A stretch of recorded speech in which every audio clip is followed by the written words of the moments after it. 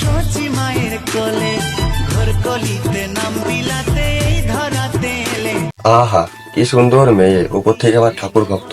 আর এখনকার কিছু কিছু মেয়ে গলায় আলখায় তুলসী মালা করে কোনায় বসে চামপুটি খাবে।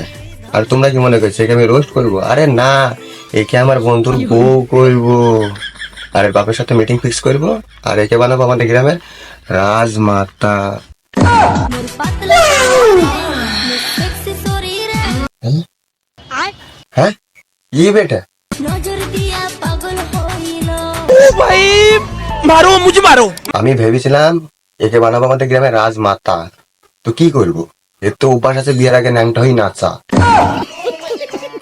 এর প্রতি এর মা বাপের সংস্কার দেখে এই বেটিকে করেছিলাম জোরহাত করে নমস্কার, কিন্তু কে জানে এই হুড়কার বেটি হুড়কি ইনস্টাগ্রামটাকে করে দিবে ক্রমে আবিষ্কার।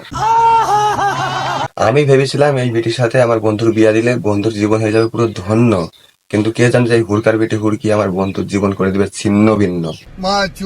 সে যাই হোক, এর ভিডিও দেখার পরে আমি একটা শিখাই পেলাম, किसी का हुलिया देख के उसकी औकात का अंदाजा मत लगाइए, क्योंकि ऐसा लड़की लड़की नहीं छिनारी होती है। झूला झूलो पर बाप को मत भूलो।